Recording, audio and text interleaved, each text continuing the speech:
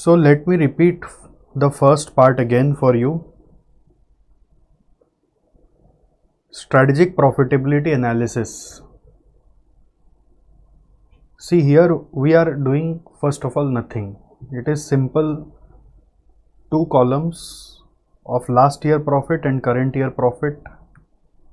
This two will be given in the question. Okay. So if you refer with the question of DJB question 1, you remember every column was given there. But if say you go to workbook question 1, then in workbook the raw data is given for last year and current year profit. So you got to make this column first, revenue less material less labor if it is there, then fixed cost. And then after that there will be 3 new columns: growth effect, price effect and productivity effect. Growth, price and productivity. Okay. So now each item has got 3 effects. Revenue has got only 2 effects, which is growth and price effect. Okay. And after that, material, which is a variable cost, it has got 3 effects. You need to know how many effects are there for an item. So if it is a variable cost, it will have all 3 effects. Okay. So if it is a variable cost, it will have all 3 effects. If it is a fixed cost, it will have only one effect, which is the price effect. If it is admin and selling cost, it will have only again one effect because it is a fixed cost. So then the profit will come. In profit, you will have all 3: growth, price and productivity. Now problem may be with computing these figures, note 1, note 4, note 5, note 6. So these are your variance computation. So if you have variance knowledge, it will be easy for you. If you don't know variance calculation, then I will say that you check this topic again after doing standard costing. So these are some basic variances that we also do in intermediate level. Only new calculation is note number 2, which is talking about how much will be the growth in your material cost if there is growth in volume. So that example I discussed over here. Okay. And rest all are some variance, which is the growth effect of revenue, price effect of revenue, material price variance, usage variance. Fixed overhead expenditure variance is nothing but budgeted cost minus actual cost. Consider your last year as budgeted and current year as actual. So that way you will be able to interpret. Here actual means current year or budget means last year. Everywhere budget is equal to last year and actual is equal to current year. Alright. So I think for the time being this much is enough, and then growth effect is further broken up into 2 parts: market size and share, and you are combining share and price effect to a new name called as product differentiation, and productivity has got another name called as cost leadership. So that way this type 2 has come up. So it's a kind of format. You cannot do anything with this. It's just a type of format. You need to know the format, then only you can put the figures. Without knowing the format, you cannot do.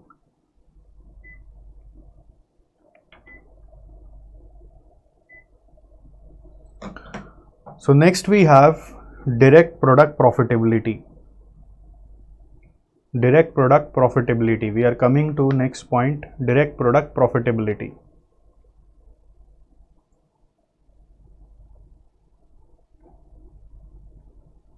Direct product profitability.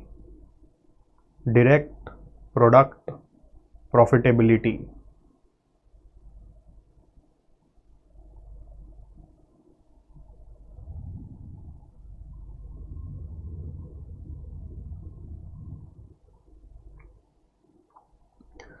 So let me explain this. In retail sector, example can be a supermarket.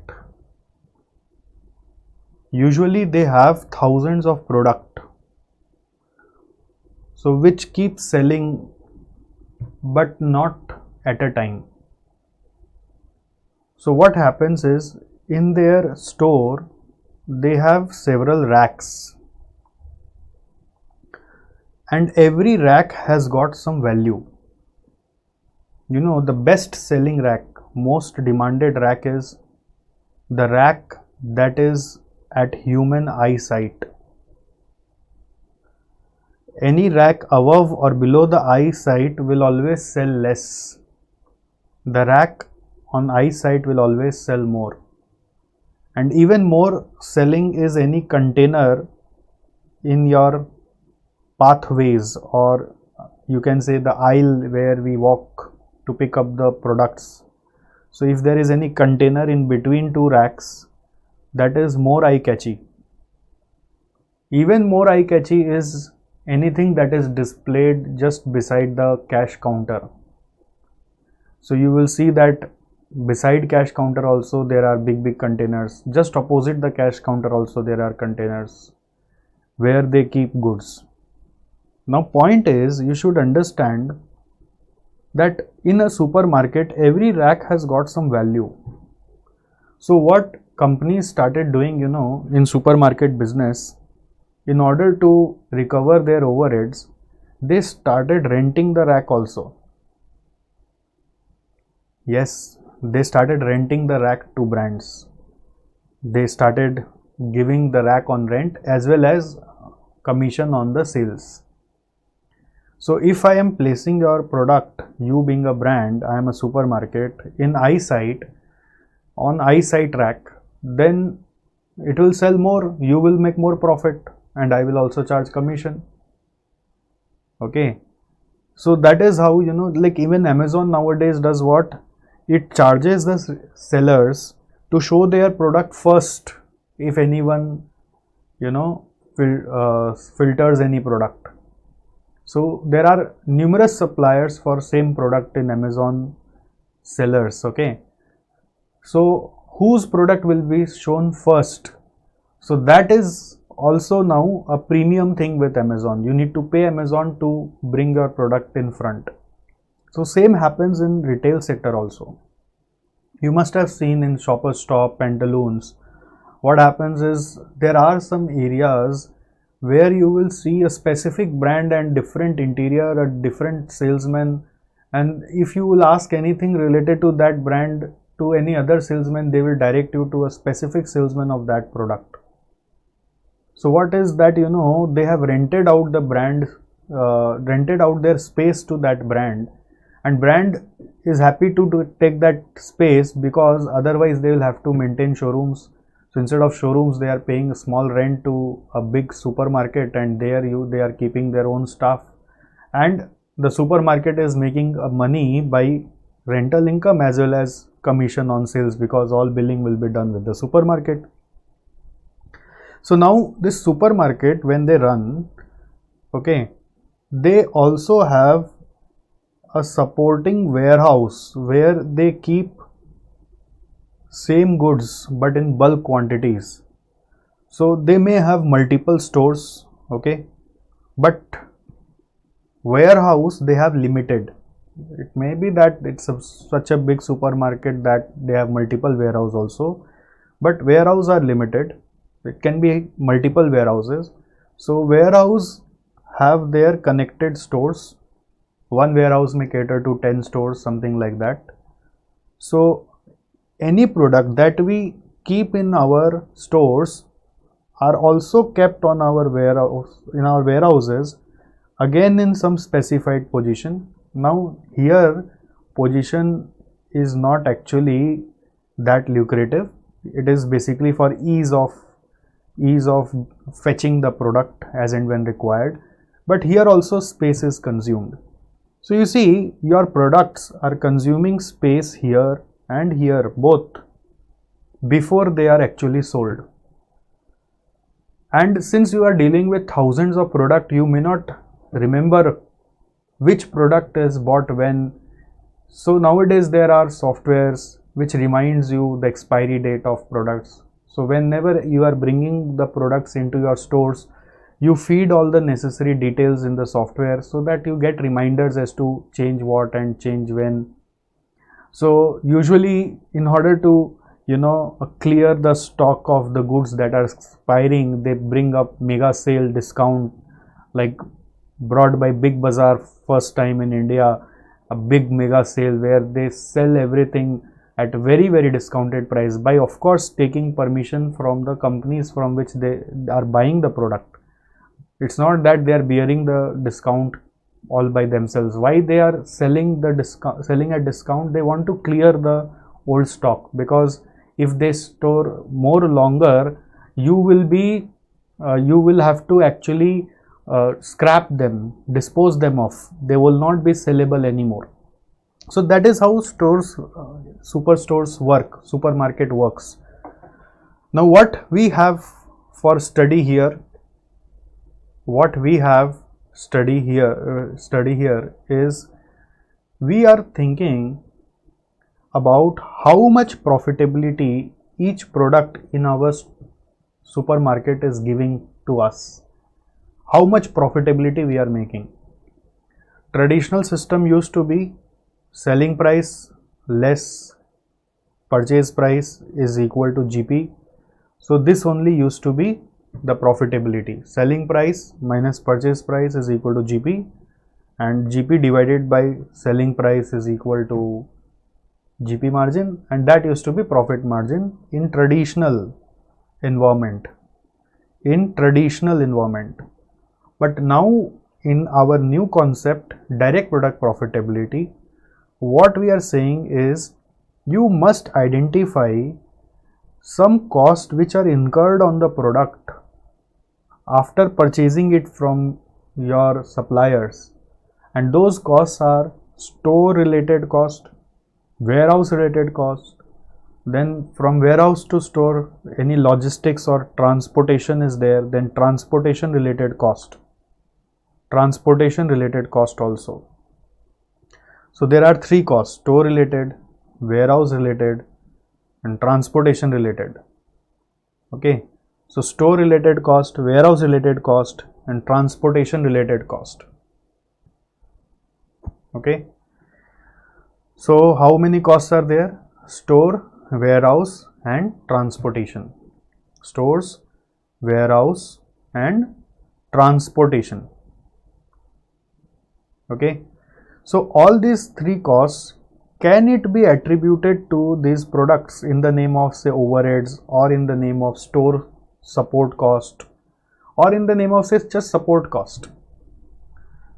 If you are able to attribute and find profit after this, this profit is called as direct product profitability.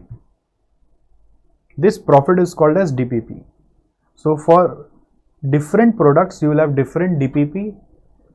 Sometimes you may find that your product is having high GP, so by getting attracted from that, you have started keeping that in your stores, and you gave that an eyesight rack also, but gradually you saw that it is not selling, so it is somehow reserving your space for a long time, whereby you can keep other products which will sell faster if kept on eyesight.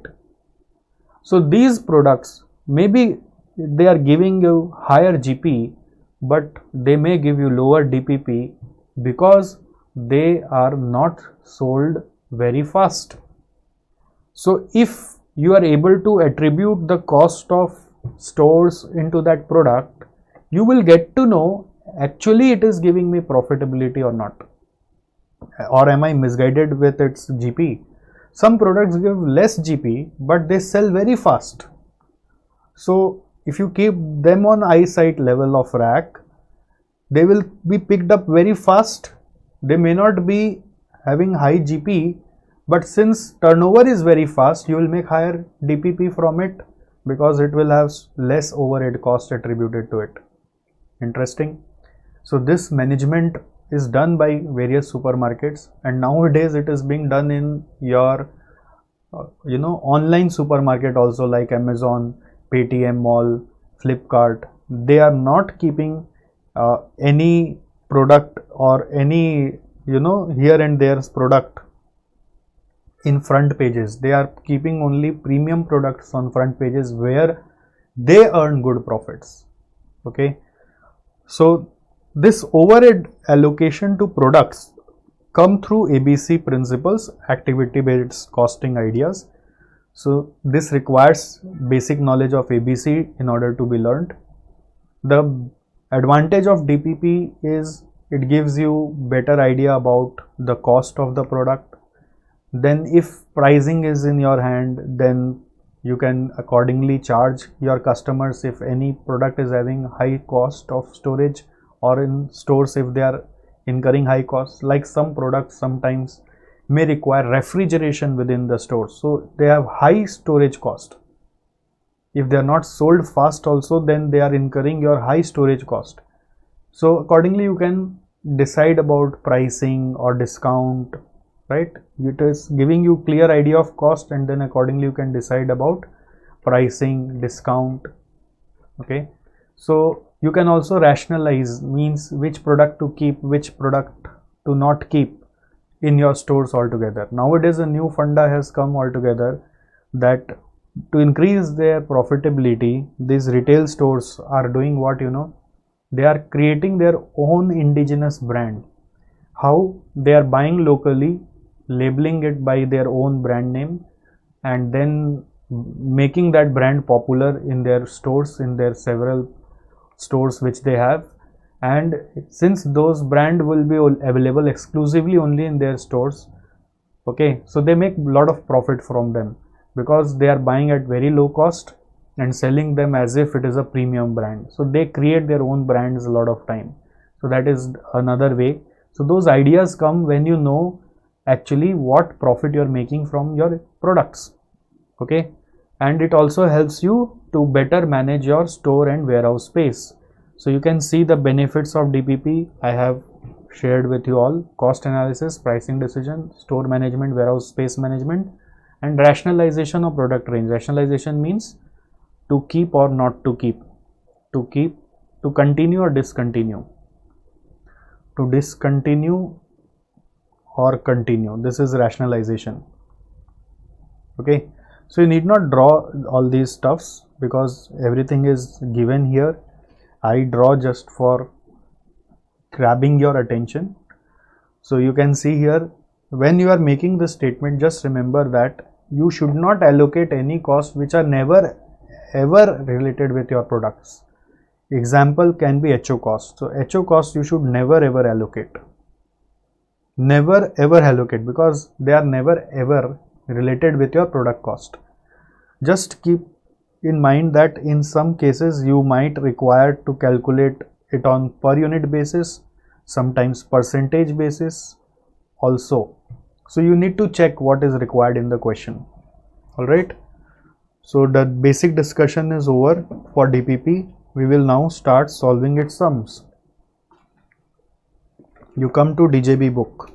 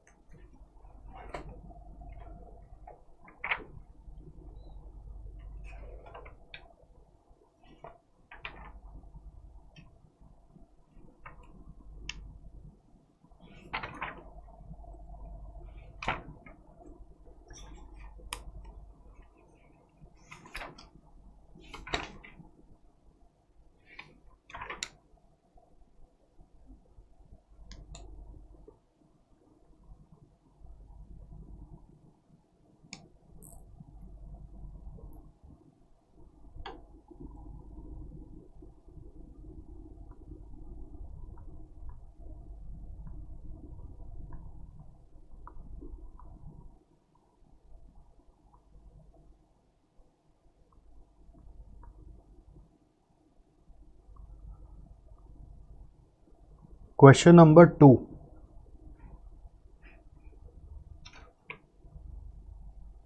Two and 3, you can just note the reference over there. DJB question 2 and 3.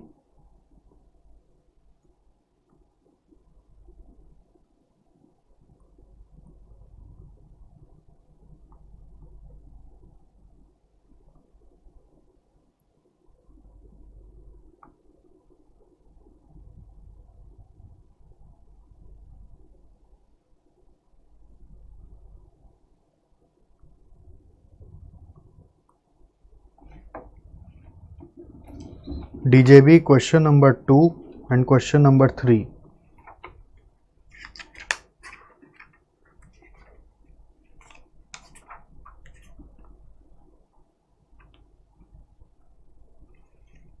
Yeah. Jigyasa India Limited has 30 retail stores of uniform sizes, fruity and sweety retail stores across the country. Mainly three products, namely butter jelly, fruit and nuts, and icy cool, are sold through these retail stores. JIL maintains stocks for all retail stores in a centralized warehouse. So there is a warehouse and then there are 30 stores. Goods are released from warehouse to the retail stores as per acquisition raised by the stores. Goods are transported to the stores through two types of van, namely normal and refrigerated van, and these vans are to be hired by JIL. So there are three main costs: store cost, warehouse cost, and transportation cost. Cost per month of JIL are as follows. This is cost per month, okay. So warehouse cost is given in total. Head office cost is not needed.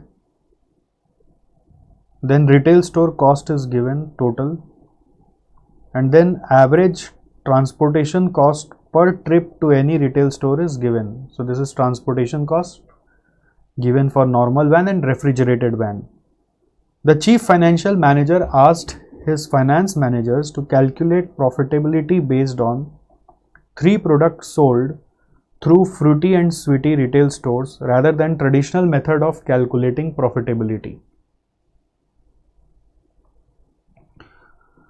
So they are asking you to calculate profitability based on product sold rather than traditional method, but it is not clear which method.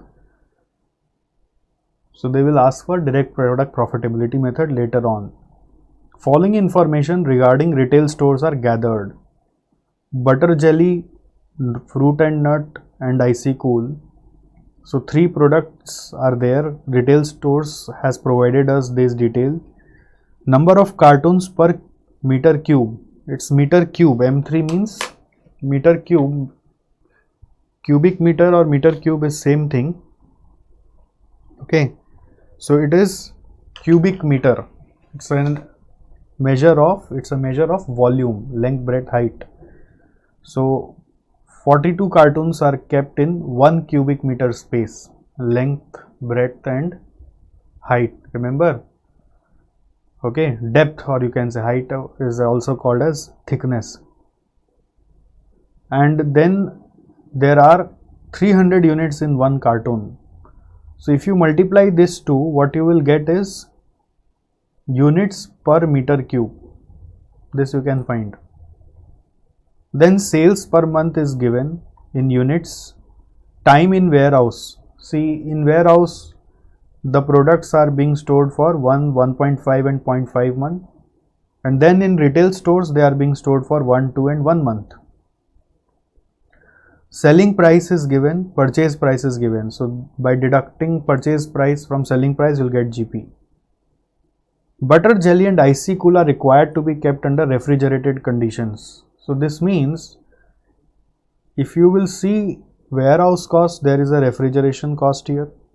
If you see retail store, there is a refrigeration cost here. And if you see transportation, there is a refrigerated van here. So refrigeration cost will only be going to butter jelly and icy cool. Now my question is, where will other cost go? These other than refrigeration cost, labor, staff, material handling, where will it go? Will it go in fruit and nuts, or will it go in all three? What is your answer? I want to see. Please type. What do you understand from this information? When they are saying that butter jelly and icy cool are kept under refrigerated condition, this means refrigerated cost will only go into this two. But what about other cost? What about non-refrigerated cost?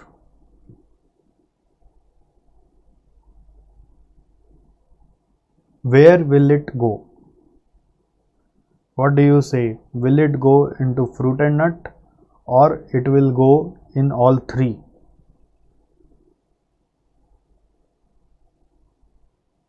Would you like to give any answer?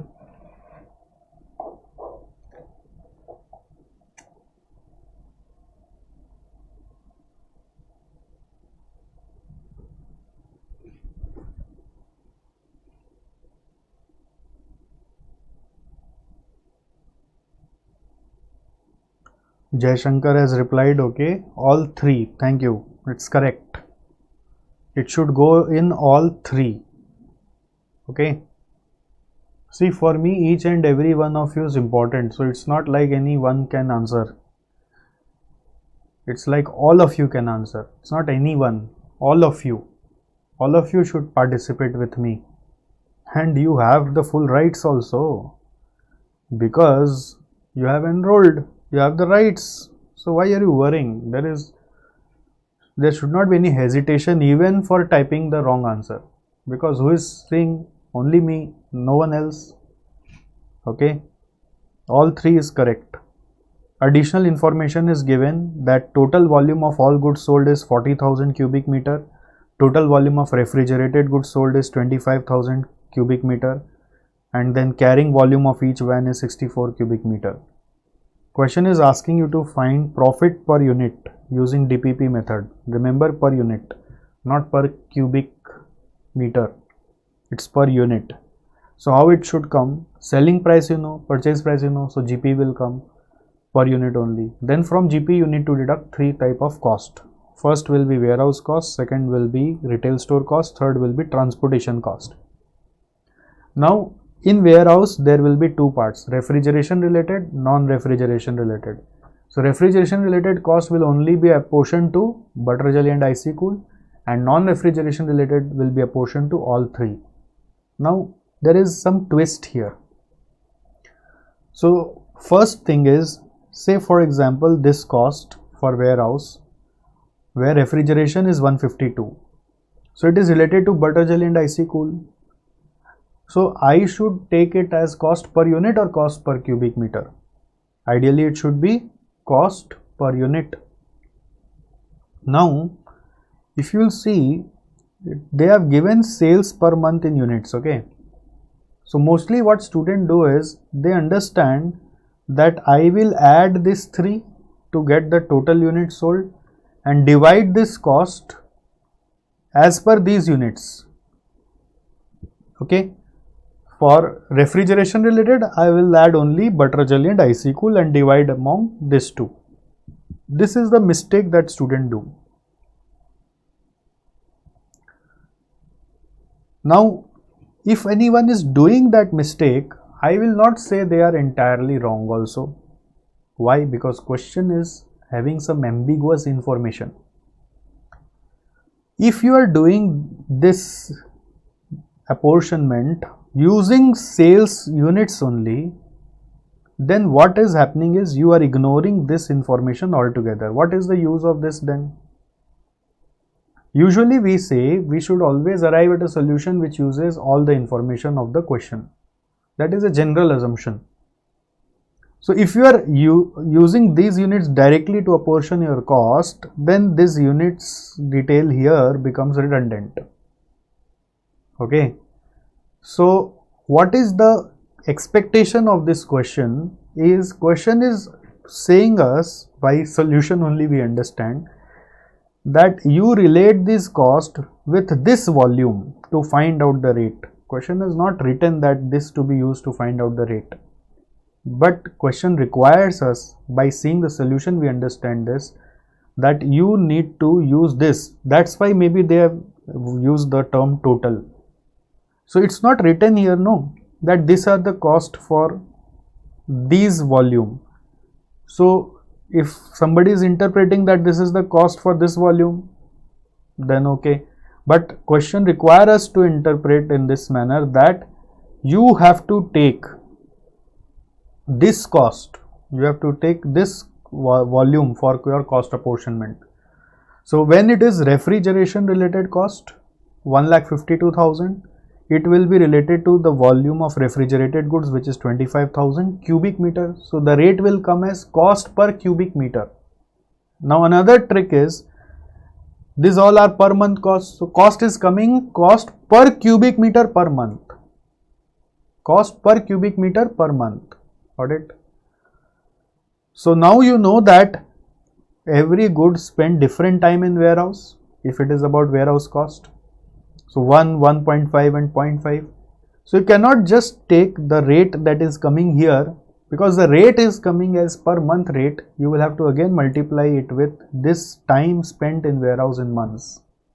Then you will get the cost per cubic meter.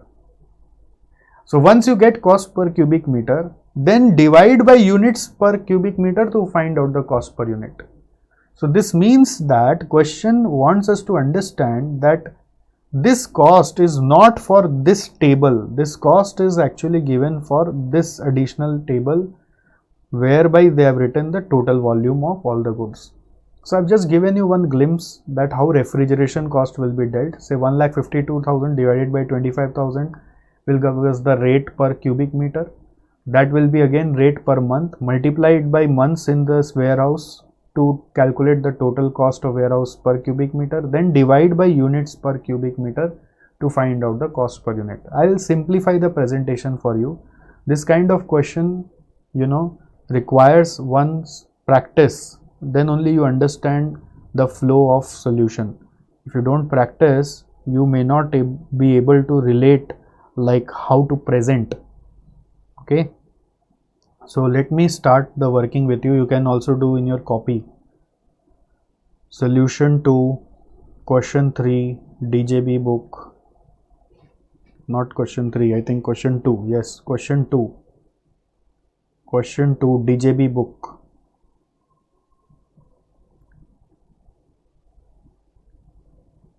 Page dash.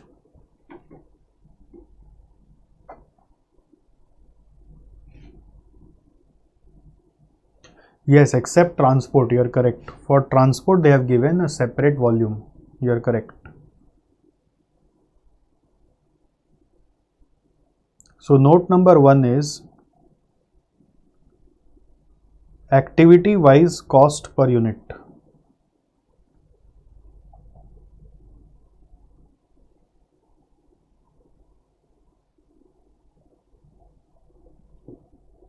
Here also you write your copy number, page number.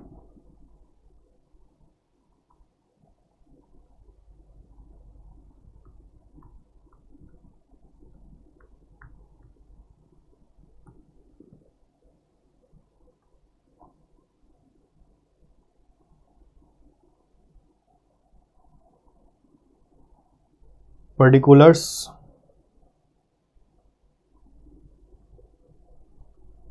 Cost pool, cost driver, rate per driver, butter jelly, icy cool, fruit and nuts, and then icy cool.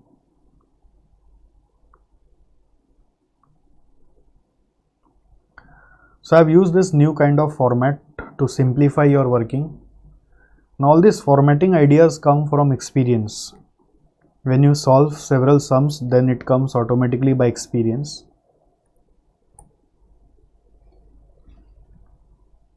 First is warehousing cost. First is warehousing cost.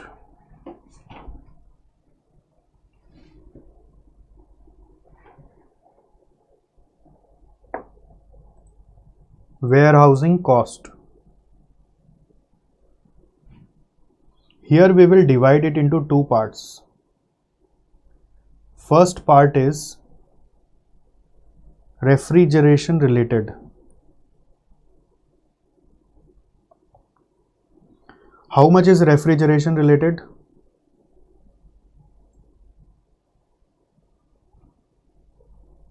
$1,52,000. Then its cost driver is 25,000 cubic meter.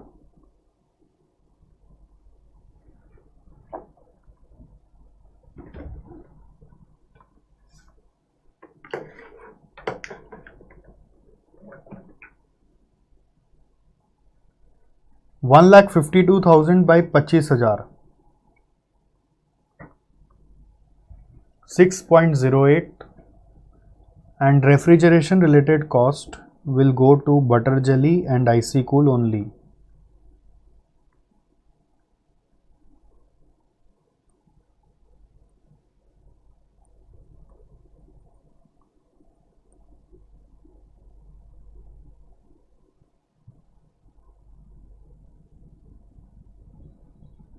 Then non-refrigeration related, you take the other two cost, 27 and 28. If you will add this two, it comes 55.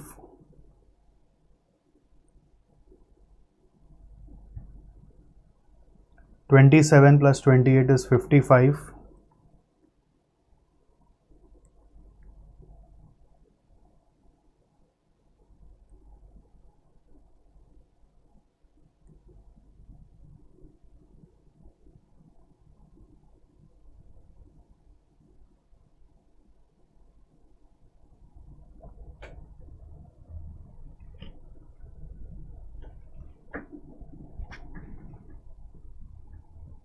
And its cost driver is 40,000.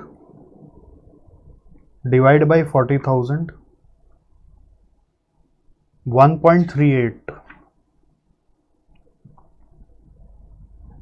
and this will go in all, not just only in fruit and nuts.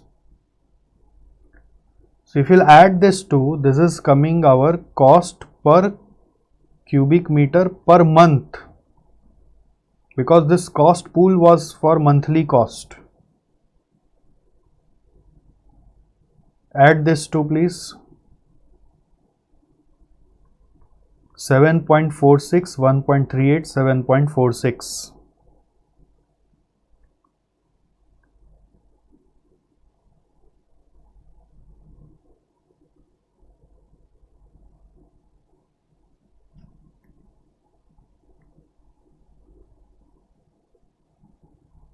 Then there will be time spent in warehouse.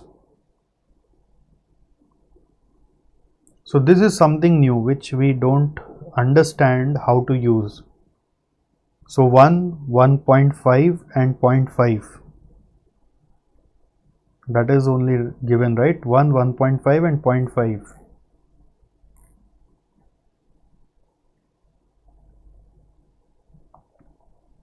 Multiply this to find out total cost per cubic meter.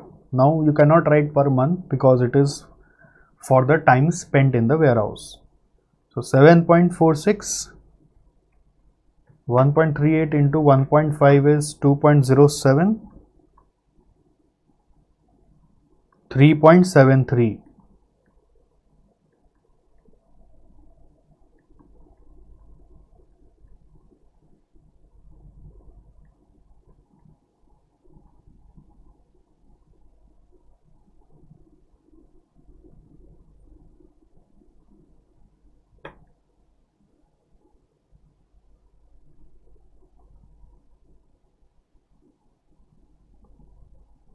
Then we have retail store cost.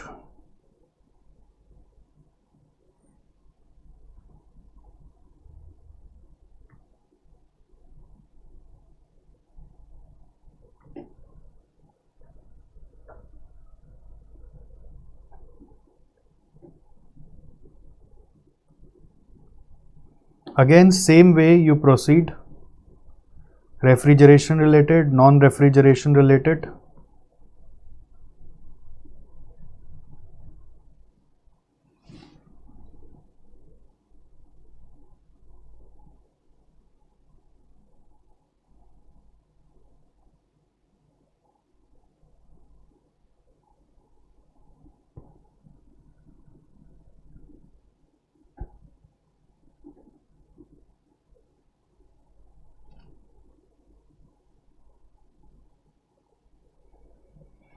So refrigeration related cost here is 1,09,000.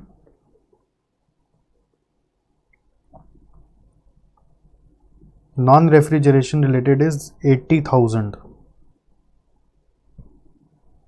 volume is 25 and 40, rate is 4.36 and 2. So here 4.36 dash 4.36 222. Cost per cubic meter per month 6.36 to 6.36.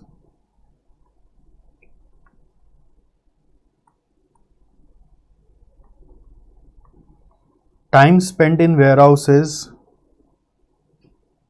1, 2 and 1.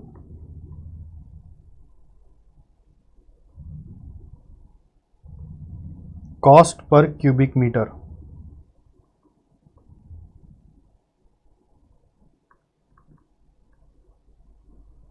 6.36, 4 and 6.36.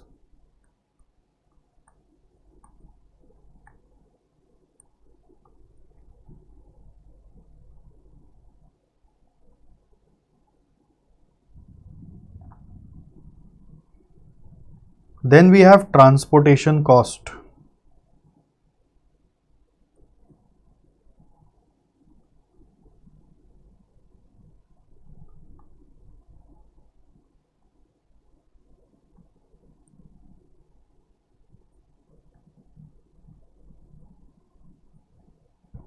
Where we have normal van.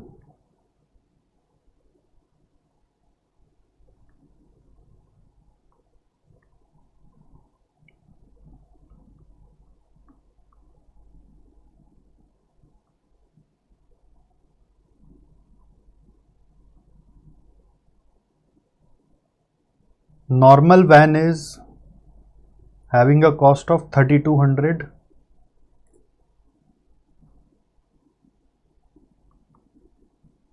$64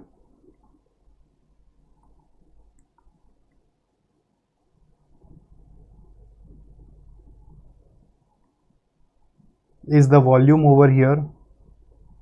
And what will be the rate here, please? 50. Now my question is, where will it go? Normal van. I'm not writing in the product side. I want answer from you. And then refrigerated van cost is 4900. 64 volume is same in both. And here the rate is coming 4900 by 50 is 4900 by 64 is 76.56. So it is obvious that refrigeration will go in butter jelly and icy cool. And normal van cost will go where? What is your idea here? What do you think? Where should normal van cost go?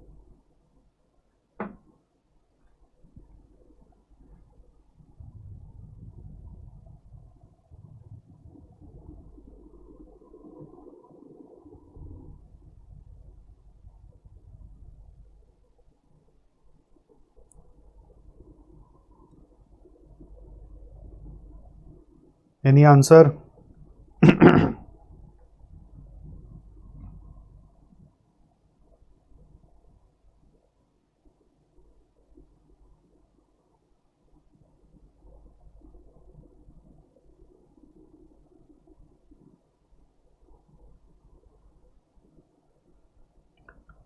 Yes, Bijitesh is correct. Normal van will go only for fruit and nuts.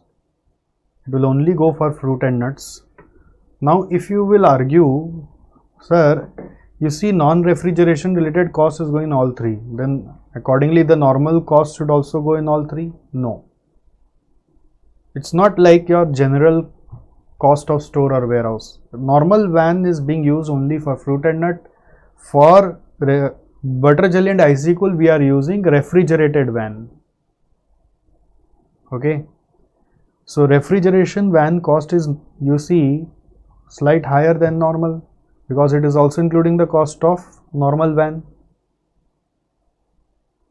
From this total is coming 76.56, 50, 76.56. So this is cost per cubic meter only, because there is no time like thing here. Okay, so now by adding all three costs, you will get total overheads per cubic meter, which will be 1 plus 2 plus 3. Please add up. Please add up.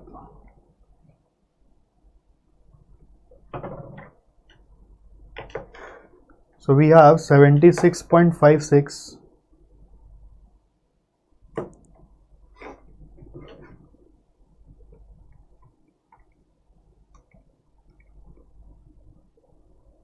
6.36 7.46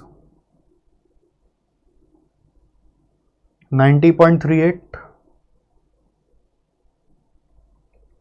50 plus 4 plus 2.07 56.07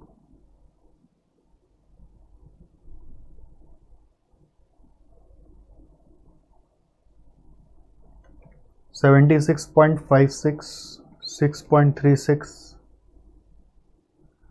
and 3.73 86.65.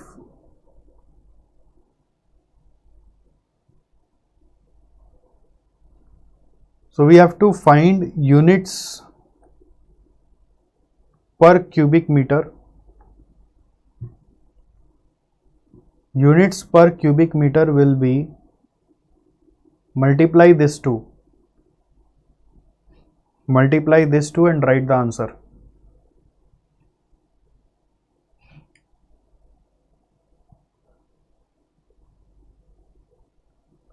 We have 12,600, 4032, 2880, and from this we are getting overhead per unit. So this is 5, overhead per unit is 4 divided by 5. Interestingly, the answer is coming in very small amount, 0.007 here. 56.07 divided by 4032 is 0.014. 86.65 by 2880 is 0.03.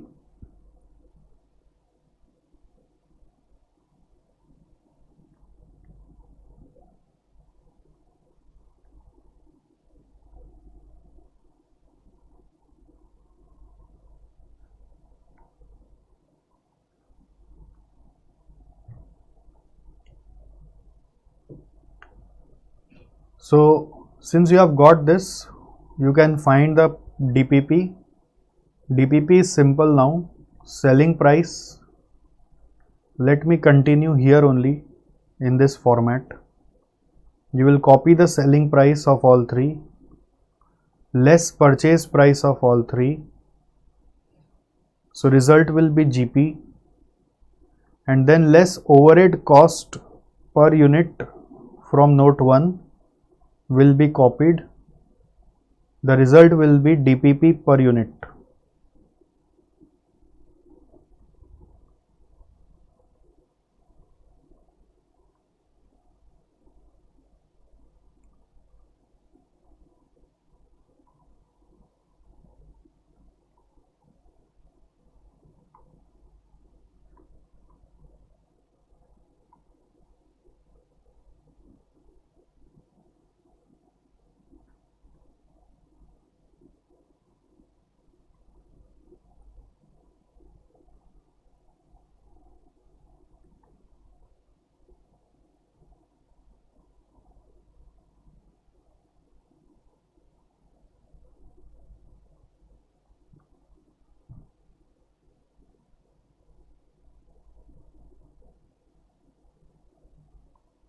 So you can put the figures by yourself. The answer will be, I am copying from the solution, 7.993, 7.986, 3.97.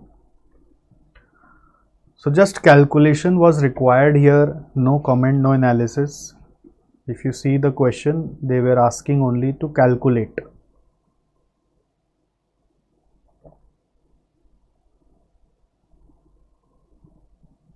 Only calculate, not analysis. If it would have been analysis, then we will comment on increase, decrease, where is the highest profit, where is the lowest, how we can increase the profit. All those stuffs we would have talked about. We could have commented on reduction of consumption of cost driver, time spent in warehouse or time spent in stores. All those comments would be written. All right.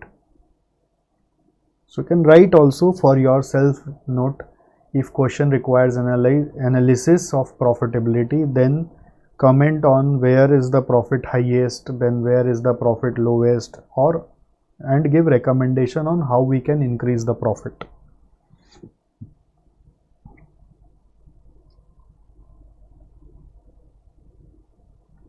So this question is over.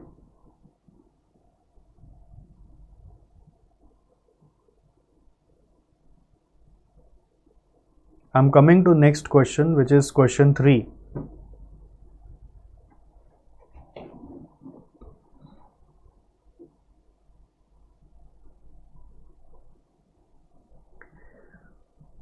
Question 3 is, XYZ ornamental company has been a name to count on for quality and service. It has been designing wide range of ornamental products for more than 2 decades, using the highest quality standard. Such quality is achieved through years of experience and the integrity that is maintained by its employees.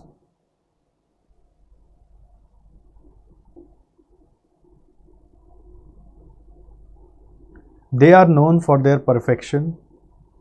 VGG approached XYZ to make inquiry of 2 products. VGG must be a customer. The 2 products are indoor fountain known as Star and a large genome known as Dwarf for garden.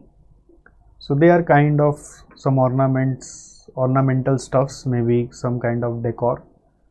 Mr. Bob, the management accountant of XYZ, has estimated the variable cost per unit of Star and Dwarfs as being rupees 622.5 and rupees 103.75 respectively. So variable costs are given here,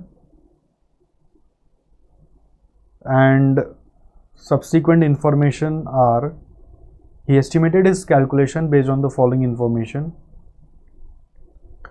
So we have material cost, labor cost, production and sales.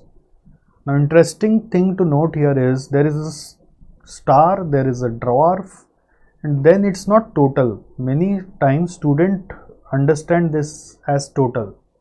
So I'm specifically mentioning here, this is not total column. Okay, many times students understand this column as a total column. So total column we can draw separately, which is required in solving question. It will be 1,10,000. Here it is coming 90 lakhs. Here it is coming 80 lakhs. 90 lakh and 80 lakh.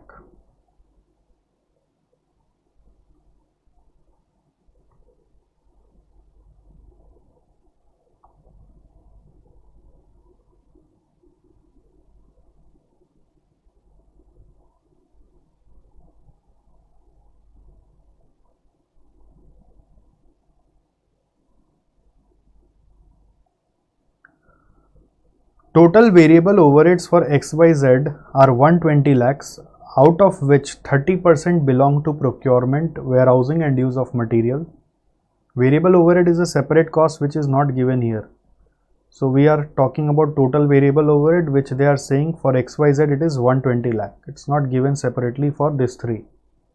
They are saying that out of which 30% belong to use of materials, while all other are related to labor. So there is 2 breakup of 1,20,000. One is related to material, direct material related, and another is direct labor related.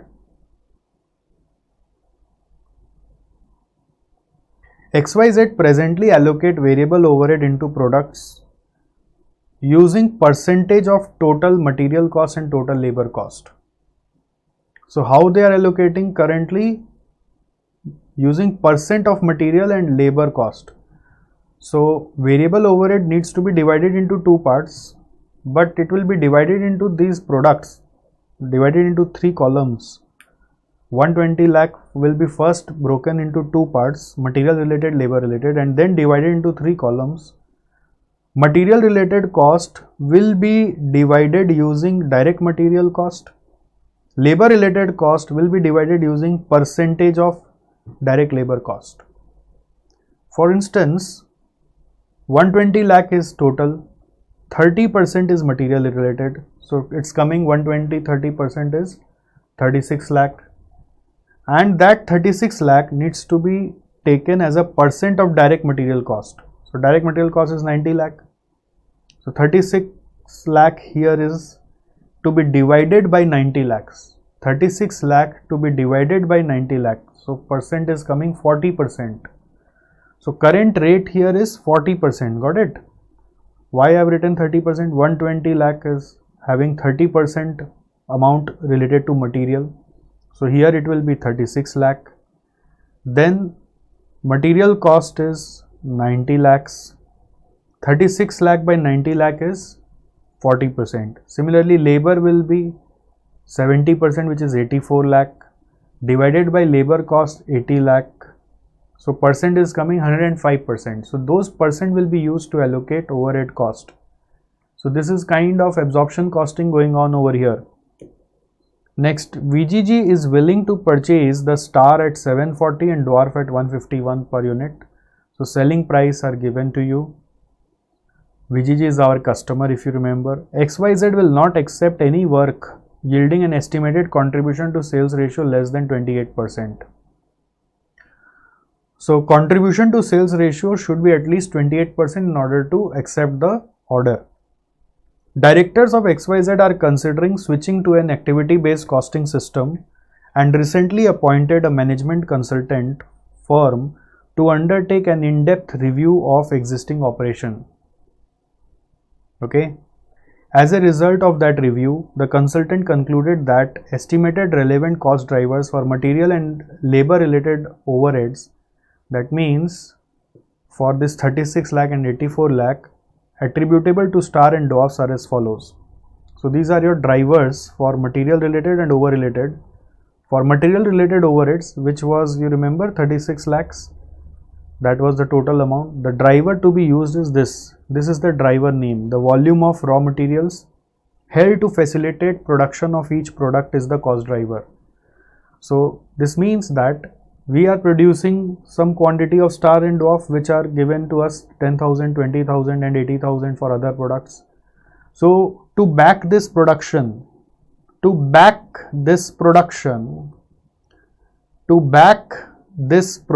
okay, we need to have some materials in the background. So whatever is the quantity of materials to back the production, that is going to be driver for this particular overheads.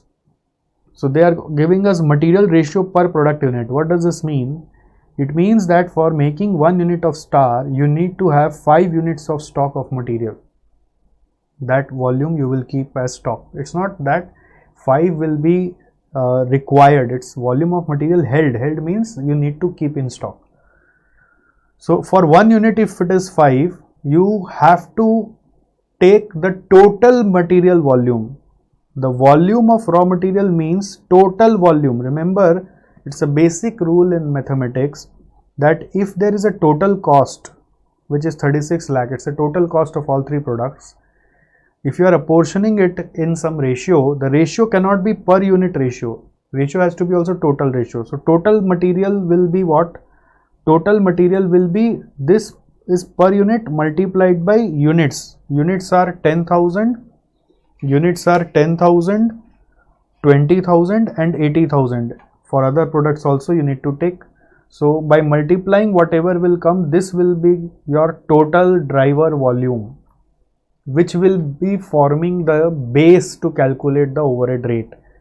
In our traditional system, we are using material on the basis of material cost, which was 90 lakh, but in ABC they are saying you use this driver as base.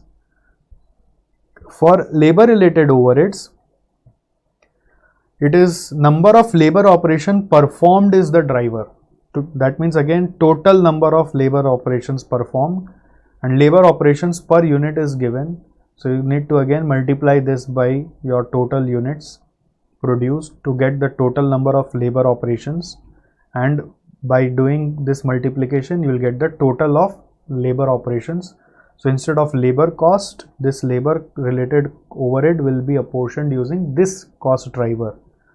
So question is also a bit unique here. They are asking, give a financial analysis of the decision strategy which XYZ may implement about the manufacture of each product using unit cost information available. So they are not saying it this way that you have to find the profit as per ABC, profit as per traditional system or existing system. They are saying whatever unit cost information you have, which we have for two systems, you should use both and give us a financial analysis. Financial analysis means do some profitability calculation of the decision strategy. Decision strategy means which product to choose, which product to select. Okay, this is the strategy, long-term decision strategy which XYZ may implement. Now basis of selection is already given that they cannot accept anything which is yielding contribution less than 28%. So what we can do is, in this calculation of some such questions, what we can do is we will be calculating profit. We will be calculating profit in two parts. One will be under existing system, another will be under your ABC system. I'm sorry, it's not profit, it will be contribution. We'll be calculating contribution under two system and then check whether we are able to achieve this contribution sales ratio or not. Okay. So only new thing is the apportionment of overheads under the two system. And then there is a second question which is a raw question, means straightforward question. Discuss whether activity based management should be adopted in companies like XYZ. So you just describe activity based management. That is simple to write. Here in first part again I am emphasizing, although I am doing it in direct product profitability part, question is not actually asking anything related to direct product profitability. So why you are keeping in direct product profitability? Because Institute MAT has kept it under this heading. Okay, but anywhere here direct product profitability terminology has not been used in the entire question. So what we are doing actually is we will find profit of the product. You can say this way also, whenever you are finding a profit of product, it's kind of direct product profitability only. That is also fine to do. You can understand that way also. Okay, so what we have to do here is find the profit under the two system. So I'll just make you go through, because the calculation is quite simple. So I will just make you go through this final statement. You will understand. First is this selling price. Okay, so that is already given. They have well presented it. Current scenario ABC. Selling price was given. Okay, so no working is required. Then material cost, the given amount was total amount, so we divided by units to get the per unit. So let us check how 225 and 37.5 are coming. It is easy to understand. Material cost will be this divided by 10,000, so this is coming 225. This 750 divided by 20,000 is 37.5. This is 37.5.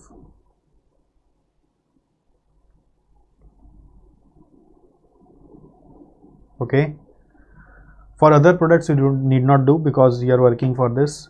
Then labor, you can take the rate 15 lakh by 10,000 is 150, and here 5 lakh by 2000 is 20,000 is 25.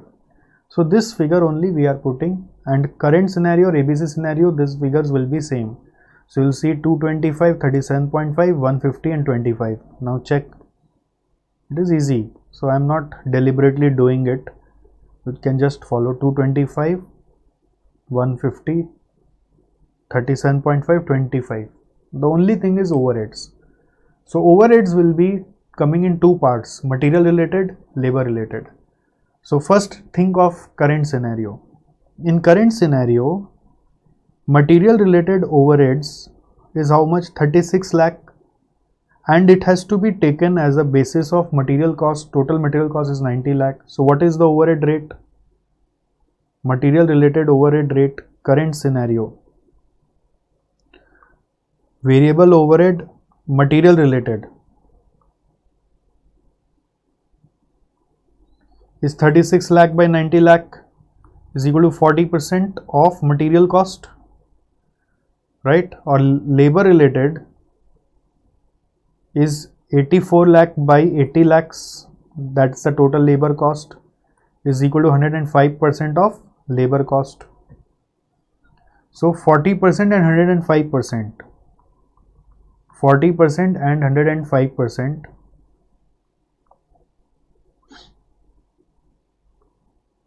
You see here in overhead part, two lines are there, material related, labor related. How 40% is being taken?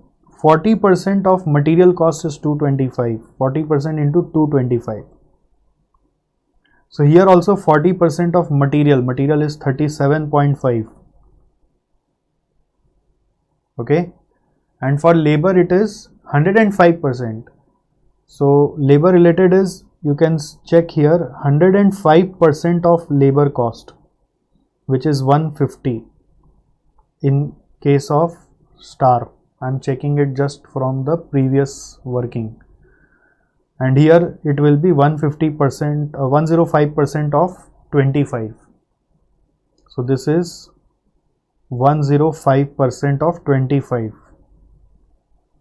Okay. Now what about ABC? So for ABC you have to find the rate. I'll help you to get the rate. All these are given, well written over here. I'll show you the workings in printed over here. But let us first understand by doing ourselves. So here variable overhead is 36 lakh, material related. Okay, material related is 36 lakh. And how much will be the cost driver total? So here you get to take the total first. What will be this total, please? 50,000. Then we have 1 lakh. Then we have 4 lakh.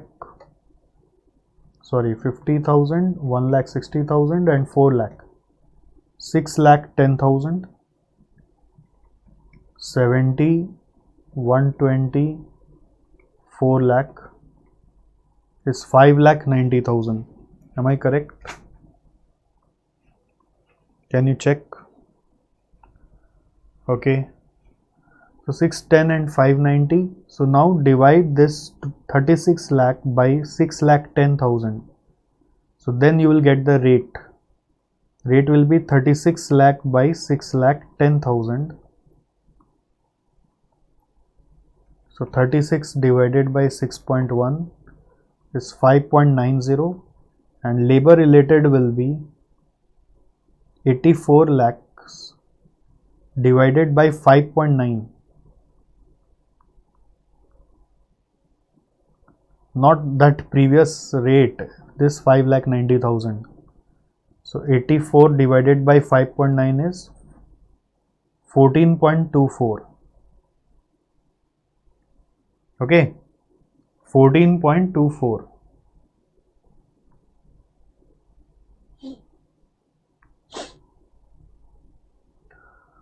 So we will use this rate. This rate is basically for, you can say, for the driver volume here, and we already know material ratio per product unit. So for 1 unit, if it is 5, you can multiply 5.9 by 5, or you can take it as 5.9 into 50,000 will be the total cost of star divided by 10,000. So doesn't make sense. It's simply to do as 5.9 into 5. So just multiply 5.9 with 5. 5.9 with 5. You'll get the answer. 5.9 with 5. You see here 5.9 into 5.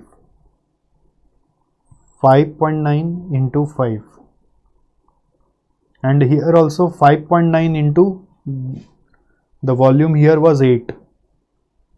You see 5.9 into 5 is 29.5, 5.9 into 8 is 47.2. Similarly, for labor related also you can do. Labor related was, rate was 14.24 and driver consumption was for 1 unit 7 and 6. So 14.24 into 7 and 14.24 into 6. So you can check 14.24 into 7.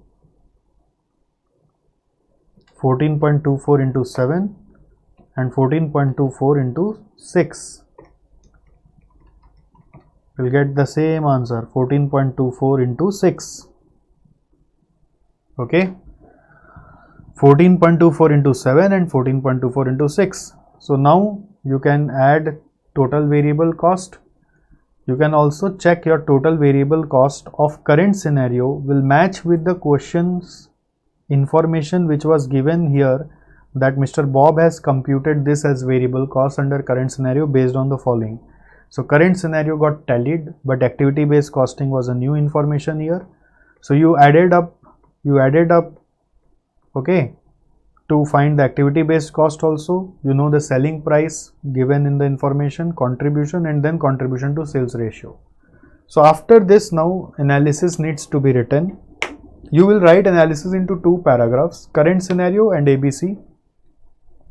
Under current scenario, you will write full value, that is the comment will be in star, the contribution to sales ratio is 15.88% and in dwarf it is 31.29, and then you choose, since dwarf meets the threshold of 28%, desired contribution of 28%, company should only produce dwarf. Okay, so that's how it will move. So when you are writing the answer, you will write answer how? In part 1. For part 1 answer, the summary is, you will write about current scenario, and in current scenario first comment on the contribution sales ratio of both, contribution ratio of both. Second, you will comment on the threshold, that is the desired contribution. Third, you will comment on the selection, which product to select, and same in ABC. 3 things you need to write. 1, 2, 3 is just for idea that these are the things I need to write, which you can check here. This is current scenario, this is ABC, and here when it is asked about ABM, since no such detail of ABM were discussed in the story above, so you can just write a straightforward answer. What is ABM? Then types of ABM, operational ABM, strategic ABM. You must note all these keywords because this will help you in revision. Okay, and next after this, disadvantage of ABM and advantage of ABM. So there is one word here, implicit value.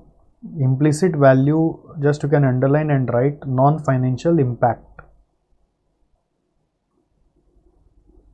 That's what they mean to say from this word. If you get confused when you read, one reading is required by your own in order to settle down the things.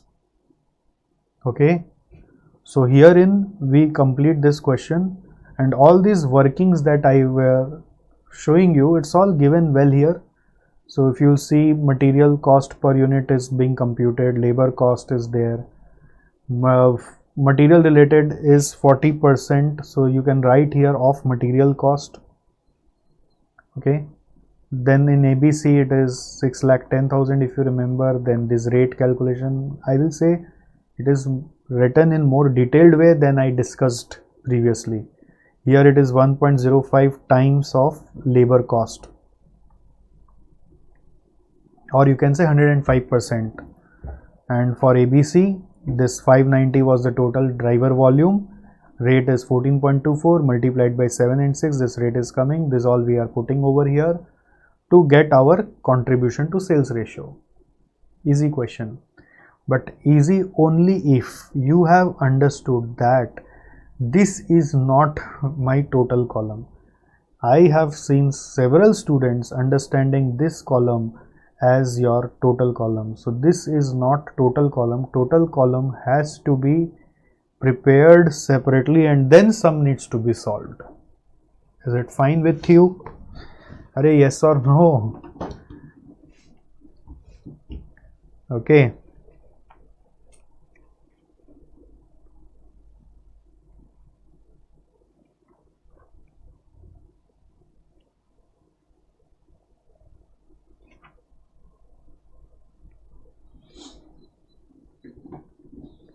आगे बढ़े.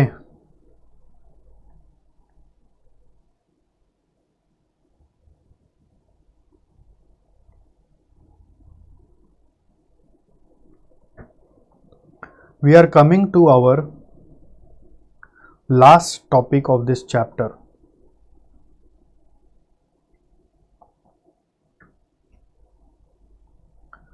Customer profitability analysis.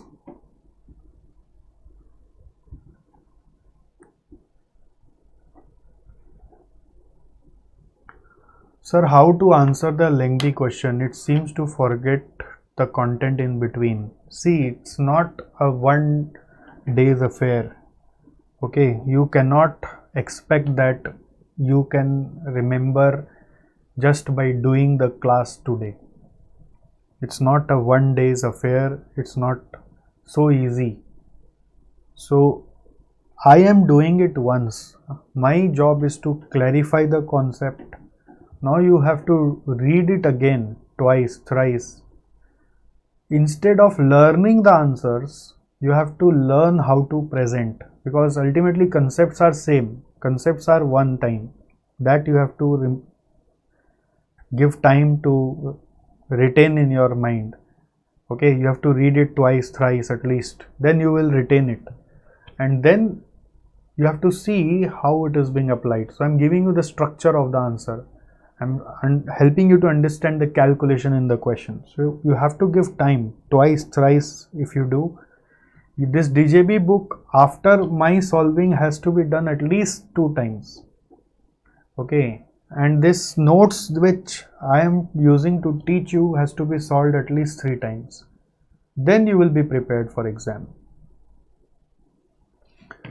Otherwise you won't remember things, no? So you have to give time to remember. Let us start customer profitability analysis. See, just like direct product profitability, we want to see customer profitability. Typically, companies dealing with large products need to determine which products are more profitable. Usually, manufacturing industry or retail sector will go for product profitability analysis. But in case of service sector, we have seen that they are dealing with large number of customers like IT company, banks, insurance. So they are dealing with large number of customers. So they also need to know which customer should we work with, which we should discontinue, how we can improve our profitability. So first stage for this is customer grouping. Okay, you need to segment your customer. We say also segmentation. So segmentation needs to be done depending upon your nature of business. Okay, so it can be, say for example, retail versus corporate. Retail, corporate. Retail means individual, corporate means companies. Usually a bank will do this classification, retail, corporate. Then there can be several different subgroups within retail also, that I am not going into. Then second can be, say, B2B, B2C, that means business to business, business to consumer. There can be wholesale retail. Now wholesale retail will not be usually in case of service sector. It will be in case of some trading concern. Okay, So some customers buy in wholesale, some buy in retail. There can be large customer, small customer. Large, small means, so you can classify on the basis of order size as your large and small. There can be some, customer name wise, each individual customer name wise, or it can be some geographical location wise. So you need to see which type of segmentation suits you. Like I can do in my SJC customer segmentation as inter and final. Inter is a different customer, final is a different customer. Recently we started in SJC Commerce class 11-12, so those are different customers. We also do upskill courses of Excel, PowerPoint, Google Sheets, stock markets. So that is our upskill customer base. So every customer base is quite different. So depending upon industry, you need to group it. Or if say you deal with very limited customer, then you can keep just the customer name. Now you have to identify revenue from each. Okay. Now when we do this customer profitability analysis, we check net revenue, not just revenue. Now what is net revenue? So from this revenue you will deduct sales returns, if any applicable. See, I use term service industry doesn't mean that this concept is only for service industry. Anyone can use. So if there is any kind of sales return, even in services also there can be sales return. So sales return means they have not accepted your service, so they are returning you and they will not pay the price for that, something like that. Okay, so that is your net revenue. Then based on this you offer them trade discount and you offer them cash discount. So after this you get your net revenue. If any discount is applicable, then that should be adjusted from the revenue itself to find the net revenue. So this is something new. From revenue you will deduct COGS, cost of goods sold to them, then you will get GP, and after GP all overhead cost associated with servicing the customers will be deducted using ABC principles to find out the customer profitability. This is customer profitability analysis. Okay, CP, customer profitability. I'm not writing anything because CP is not popular abbreviation, you may get confused. So GP minus overhead is your customer profitability. Alright. So this can be computed per unit basis, or it can be computed in total, or it can be computed as a percentage. Depends what question requires or what type of information is available. Okay, there can be again some costs which are not allocable to any of the customer. Then you can ignore such cost, or sometimes what we do in question is, if we know there are 3 customers, then we also prepare a total column and we deduct that cost only from total. We don't allocate it to different customer. So that means if there are 3 customers, we have found their customer profitability, and then we'll also take total column, and from here if any cost which is not allocable, say some kind of fixed cost to the customers, will allocate only in total to find out the group profit. Okay, so that kind of allocation is also done. Okay, sometimes we can also have group related fixed cost which are allocable to group but not to specific customer. So in that case we can have say A and B customer in a group 1, in a group called group A, or say group 1, and then you will be having group total. You can have group 2 as C and D, and then total of the group 2 will come. This is group 2. So you will find customer wise profitability of AB, then take the total less group fixed cost which will be only deducted from group fixed cost, group profit. So you will get the group's net profit. Alright. So this way also sometimes we do. Fixed cost is normally, if not apportioned to customers, we will keep it at group level or directly at company level. Okay, so that is very easy when you are given about that in question. So now point is, which type of company will do this analysis? Normally any company can do. Whoever wants to know their customer profitability by grouping or by one-to-one, but it has been seen that it is more popular in service industries, because in service industries we keep dealing with customers only. We don't have any product whose product profitability will analyze. Now, for just your experience, I'm just sharing this, that you might have seen in your office, maybe in your CA firm sometimes, that we might pay attention, more attention to some of the clients. Okay, your employer will come directly to receive them or to see off till the gate of the office, or sometimes to the car of the client. And some clients, when they come, employer never wants to meet them. They give it all to their articles. You deal with them. Okay, so why does it happen that way? Usually it is kind of customer profitability analysis going in their mind. They are doing the same thing. So who gives them more revenue or more profitability by taking less time of the firm? They will be given more attention by directly the head of the firm. And those who take more time but give less profitability, they will be handed over to the articles. So this is how only we do customer profitability analysis in our firm. So we all are doing, okay, but in SJC, we are treated everyone equal here. We are not treating it that way, but the agenda of CPA is like this. In banks, if you will see, they don't want to entertain a normal customer much. You have that counter, go there. But if it is a corporate customer, or if it is any high net worth individual, then they will give all the banking facility directly to their home. The managers will come and stand with you. So their work becomes fast. So that's how CPA is popular. Very popular in credit card companies. The customers who spend more on credit cards are given more privileges by them. So they invest on them, on the quality of the card. They will give you several discounts, several offers, several vouchers, which comes at a cost, but you are giving them business, so they are giving you some offers like that.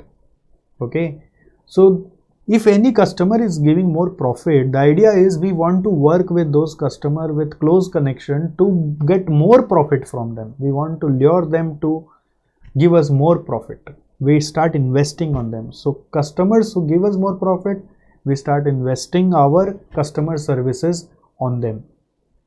It's just for another experience. I'm sharing you one very interesting customer classification matrix. Just read it here in your notes.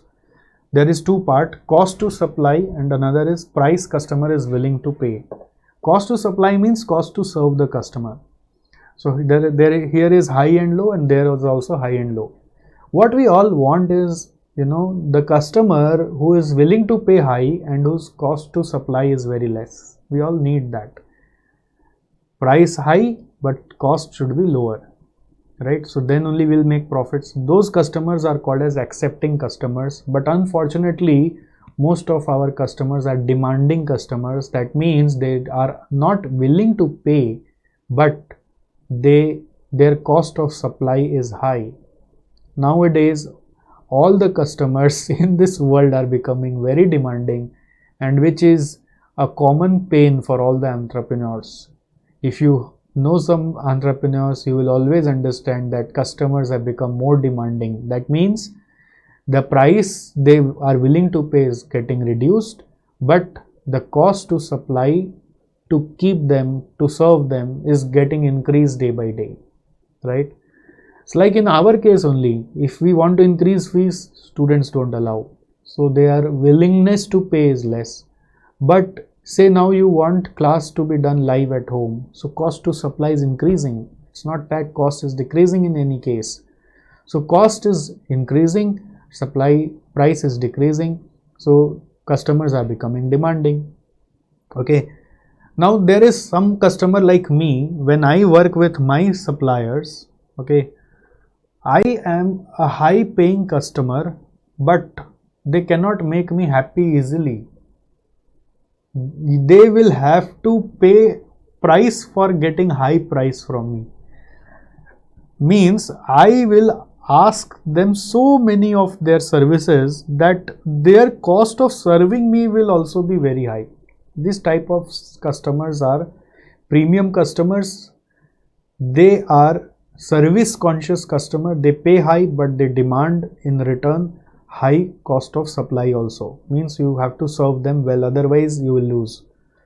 And lastly, there are some customers whose cost is also low and price or willingness to pay is also low.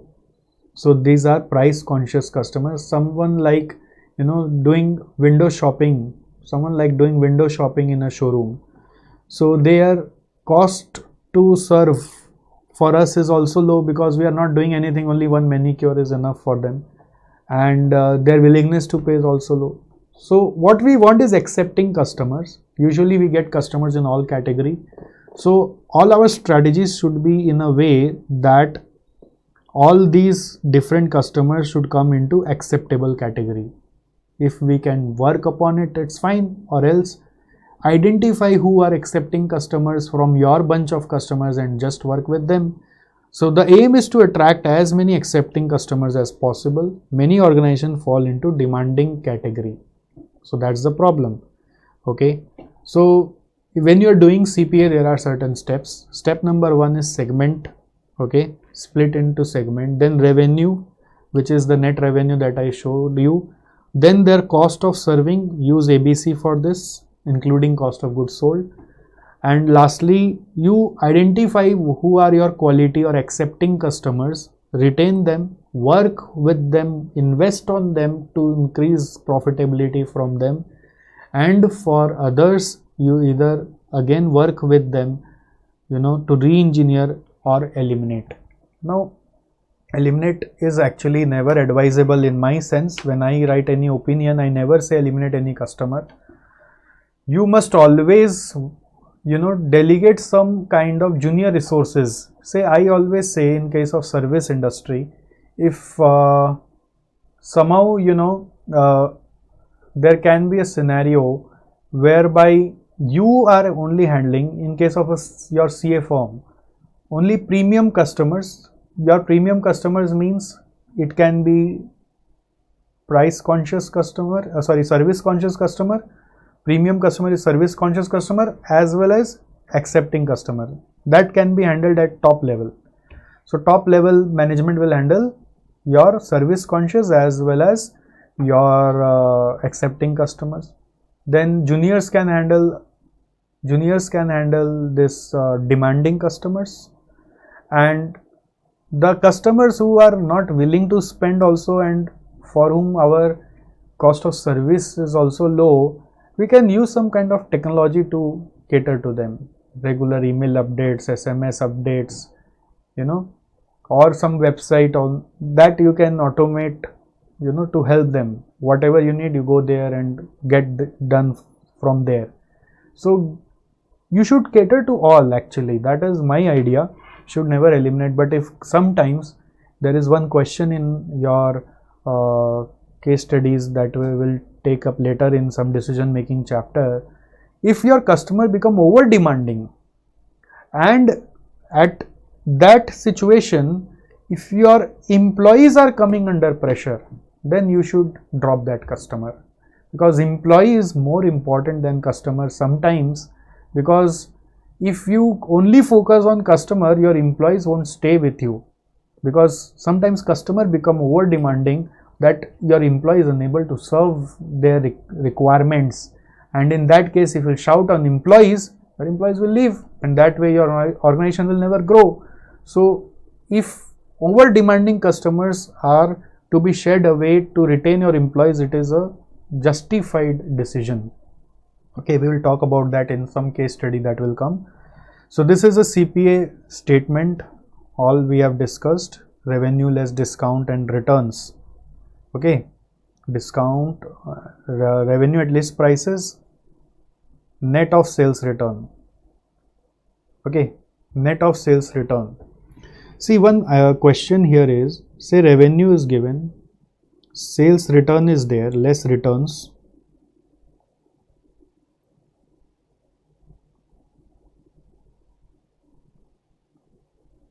then there is this amount, then trade discount is there, or say cash discount is there. My question is, if say we are saying cash discount is 2%, so you will take it on the gross revenue or net revenue? What is cash discount? It's for receiving early payment. So you will receive payment for gross revenue or net revenue. So this is net. So cash discount should be applicable on net revenue after discount, after sales return, okay. ABC approach highlights where cost reduction effort should be focused. If you are following ABC approach, you will actually get to know where you should focus on cost reduction. Unprofitable customers are persuaded to alter their buying behavior so that we save some cost from them and we can continue with them. Like I remember when I started printing with one of top printer in Calcutta, okay, so their condition was, if you have to work with us, they got to know first about my portfolio, like what I do, what volume I can give them. So they understood that I am not even a nail bite for them, okay. So they understood by interacting with me, because they are working for some Colgate company, all those big shots, they are working for them only. So when I talk with them, they understood that is a very low low price and low cost to serve kind of price conscious customer. So unprofitable I was for them. So I requested them, then see, today I am this small, but tomorrow I will become very big like them. Then what you will do? You will come again to me, I will not come to you. Indirectly, not in this language, I explained to them that every customer is important. They agreed, but they said that since our cost of maintenance is such high that I cannot cater to you. I can be catering to you only if you order with me certain amount of quantity always.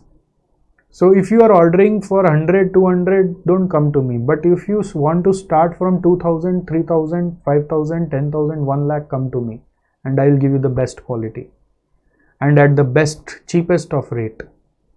So that's how they persuaded me to change my behavior. Okay, they gave me some analysis, like if you are ordering 2000, I am charging you this much. If you are ordering 200, anyone else will charge you this much. So even if you take a go down to store the books and incur carrying cost over there, then also total cost with me will be lesser if you are ordering in 200 size of lot. So they persuaded me to change my buying behavior. Okay, so now I started working with them in that condition only. Now thing is, I just need to think that when whatever I order, if it is of bulk quantity, I will order with them, else I don't order with them. So that's the thing, how to alter the buying behavior. There is a new concept called as customer lifetime value. For this is a separate topic actually, not in customer profitability analysis. What we are doing here is we are finding net profit from each of our customer, and then we are seeing the life of the customer with us. Now life means what? Say a college will have its student for 3 years, a school will have its student for 10 years or say 12 years. So 10 years is the life of the student from a school. Okay, so when a school will calculate a student lifetime value, so the net profit from one student will be taken for 10 years and then discounted it to year 0. So what is customer lifetime value? Present value of net revenue generated over its life. Now life is very critical to determine. Sometimes life is infinite also in some products. So example here is a college student will have a student life of 3-4 years, hence its net revenue over this period is to be determined. Okay, so per student you will think, or maybe for a group of student you will think that how much revenue they can give me over their life that they will be associated with us. Okay, like in case of our SJC, a student who enters with us in intermediate has got a lifespan of 3 years. Okay, that's how I interpret. They may give us revenue for 3 years, but a student who enters with us in finals, they give us revenue for 1 year. So that's how I estimate. Okay, so you have to understand that any customer coming to us will stay how long with us depending upon the products or service we provide. Sometimes they stay with us for 10 years. In our CA firm, any client you may see that they are with your firm from the very inception. So from 20 years they are with you. Sometimes the life is infinite as long as your firm stays. Okay, so it is nothing but PV of your future net cash flows. PV of future net cash flows. Future net cash flows. PV of future net cash flows. Okay, so for this we have a separate question. I will just give you the serial number of that question.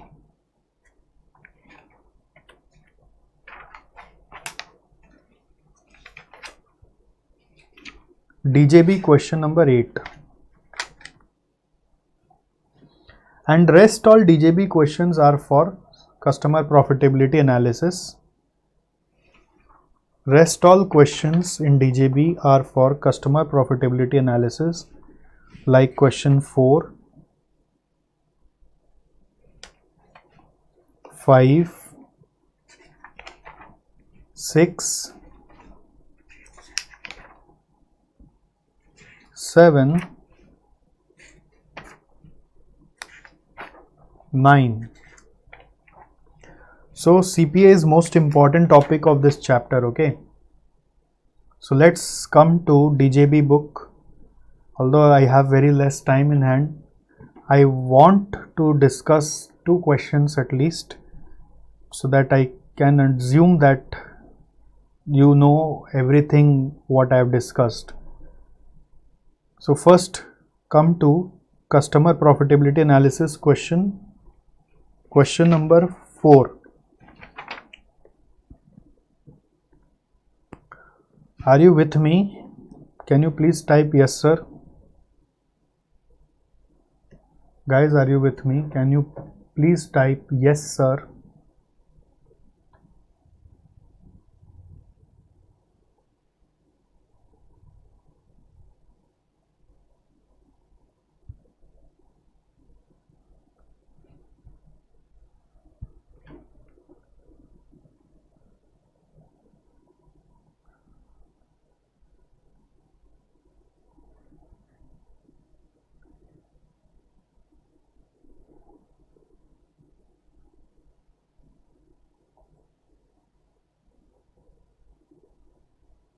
Okay, thank you. So let's start with question number 4. See, I'll discuss this in very short because it's very easy. You have selling price 5400 4420. There are 2 customers AB. Sorry, selling price is 5400 and cost of production is 4420. So this is selling price, this is your cost of production.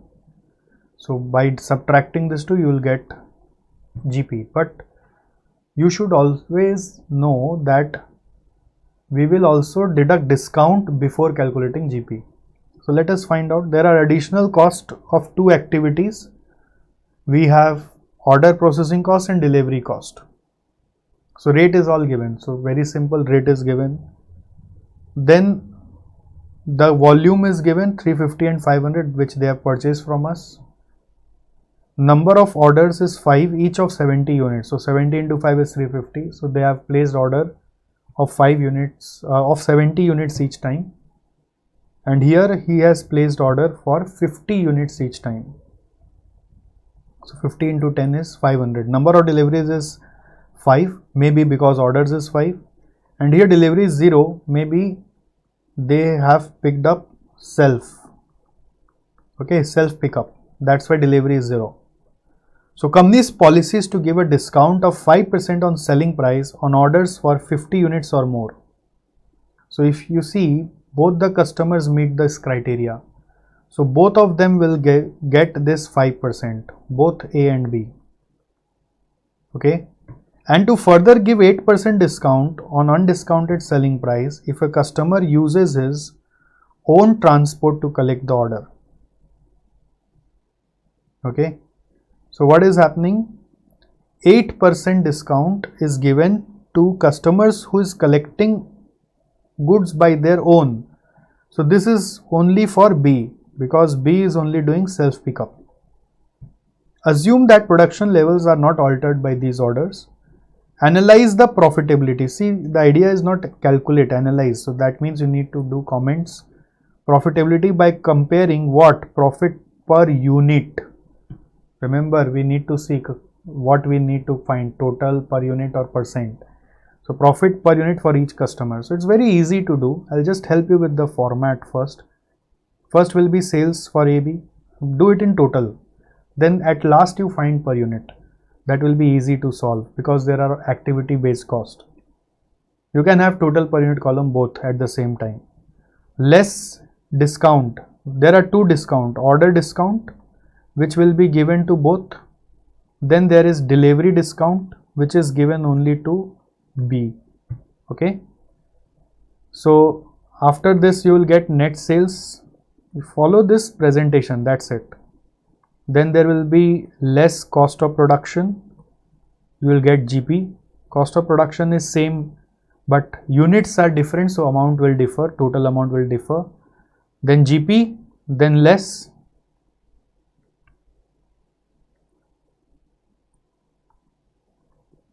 Then less.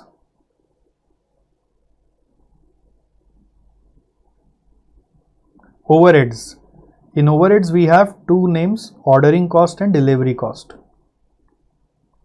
So that you can take as per the drivers given here, number of orders and number of deliveries. So you'll get the profit divided by units, find out profit per unit. So question is about analyze. So we will write from where we are earning more and where we are earning less. Who is giving us more profit and who is giving us less profit. Now there is a new stuff here. Comment on discount policy on delivery. Comment on discount policy on delivery. What is the discount policy on delivery? Delivery has got a discount of 8%. What does this mean? If they are picking up by their own, the delivery discount is 8%. So 8% of what? Selling price. Selling price is what? 5,400. So what is the discount coming here? 5,400 into 8%. It is coming 432. This is the discount per unit that you are giving. Discount amount. Now let us see if say customer B would have taken the delivery from us. He is ordering 50 units at a time. So for 50 units at a time, 10 orders are there. So maximum 10 deliveries will be there. Had been there 10 deliveries, the cost would have been 3,500 into 10. 3,500 into 10 means 35,000. 35,000 is the delivery cost for 500 units. So divide by 500 is cost per unit of delivery is coming 70 rupees. You can also think this way that one delivery costs 3,500 and this customer is taking 50 units at a time. So cost per unit of delivery is what? Cost per unit of delivery is equal to 3,500 by 50, which is coming only 70 rupees. What does this mean? Had we been doing the delivery, we would have incurred only 70. Since customer is picking up, we are becoming happy and we are giving them discount of 432. What a nuisance. Okay, so there is some kind of misconception going on. Instead of this, we could have given the delivery ourselves. So this is indicating that maximum discount should be 70 rupees per unit, not 432. You should have given maximum discount of 70. because that is only the delivery cost. If somebody is taking up by themselves, you should have given relaxation of 70. So comment will be a review is needed on discount policy. So I'll just show you. You see the workings here: selling price less to discount, selling price net less variable cost, contribution.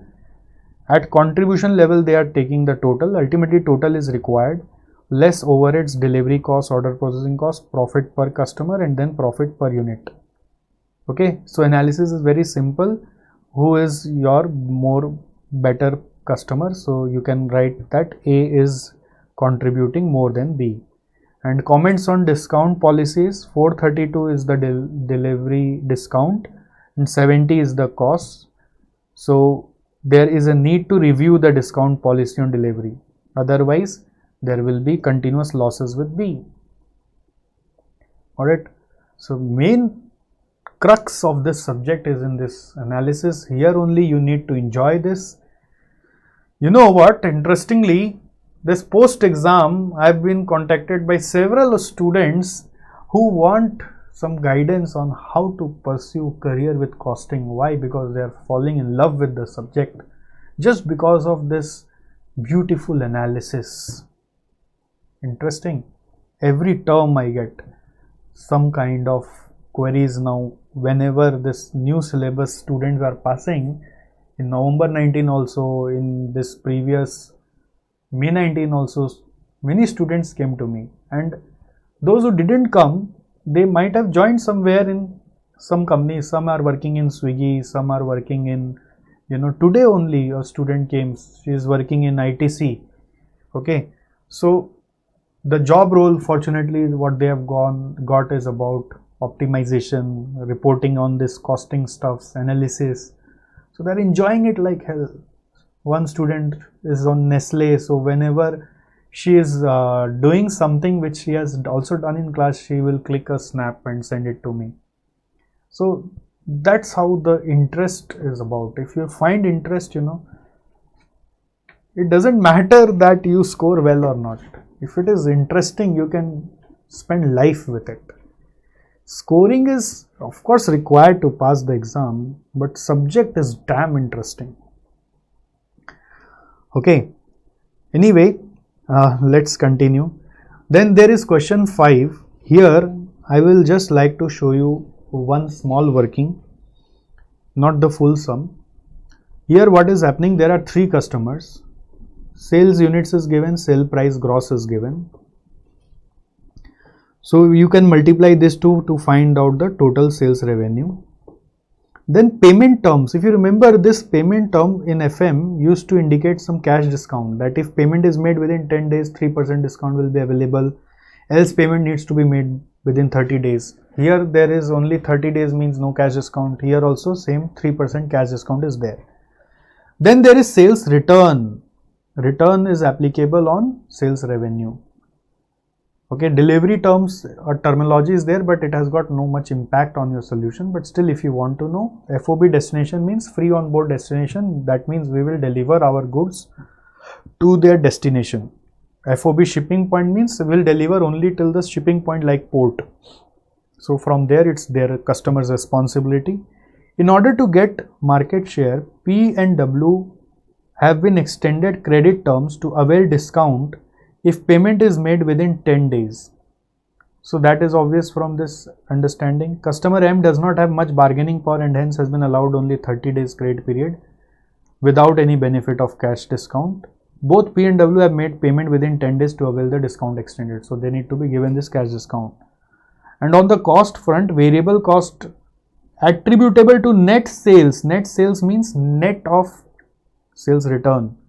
So the flow of working would be, sales revenue first, then returns next. So this will give us net sales. Then cash discount will be on net sales. This is the thing, on net sales. Okay, net sales means sales after discount. On net sales, not on gross sales. So after this you get the net revenue. So this net revenue is representing actually the sales after sales return. From this you will deduct variable cost of goods sold to find out your contribution. So cost of goods sold is already attributable to net sales. Had this been not written net sales, then you should also assume that it is for net sales only. And after that all overhead items will come, for which activities are given here, their rates are given, their volume of drivers are given. So you can multiply rate with driver to find out the cost for each customer. Okay. There is one more thing here, fixed cost that are not assignable to any customer. So what you should do, you should not ignore this in your calculation, rather you should use total column. In total column of PMW, that are our 3 customers, you deduct the total, you deduct this fixed cost from total profit of PMW. So question is asking customer wise profitability and also overall. Overall means you need to have a total column. Okay. So the presentation will come into this flow, and again recommend a strategy regarding its customer. Interestingly, you will get excited with this question. Oh, so easy, I'll do it. This will be 6 marks, this will be 10 marks. Gone. So the part that you are willing to do is only of small marks, and the part that you don't want to write is of more marks. So you need to focus more on what is actually institute expecting from you to learn. So what will you recommend? Recommendation will come into this way, that first out of these 3, who are most profitable. You see, in order to comment here, question has taken, the solution has taken profit percent. So you may not take profit percent because that has not been asked.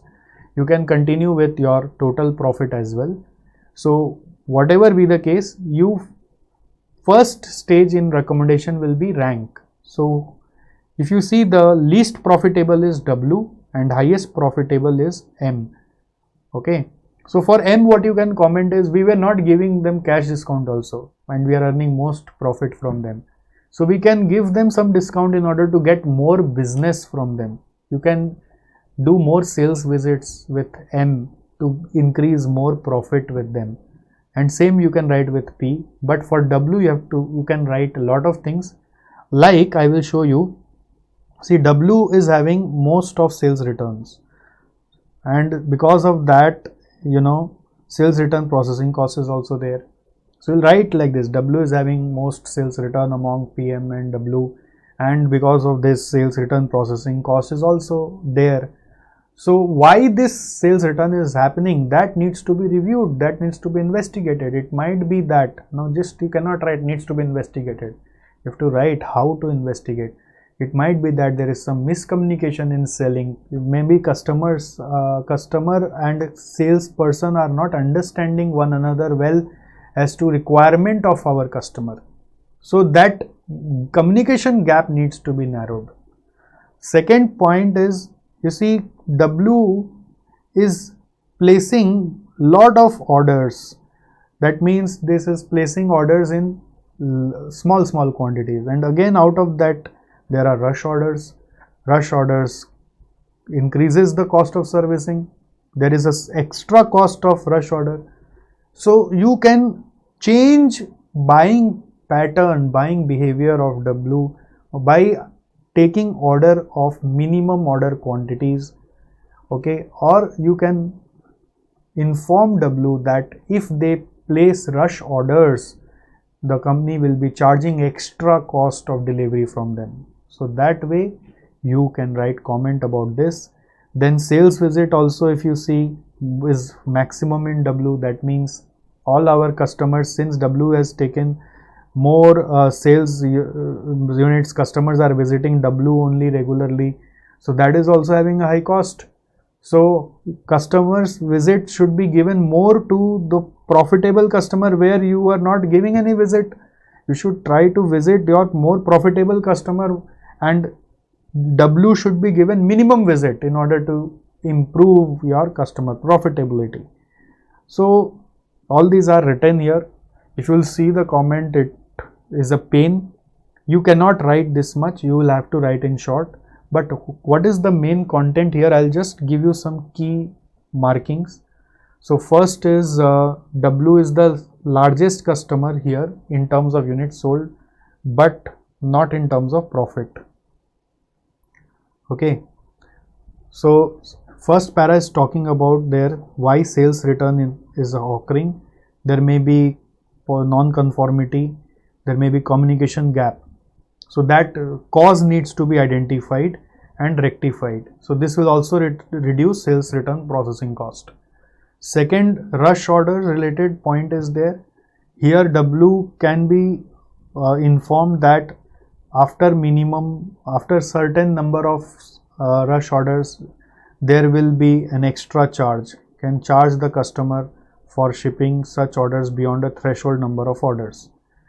Then W has placed 15 orders, comparatively others have placed lesser orders, so they can be requested to place fewer orders or with larger quantity per order in order to optimize that cost. Then sale visit is more in case of W, so it needs to reassess if resources can be reallocated to other two profitable customer.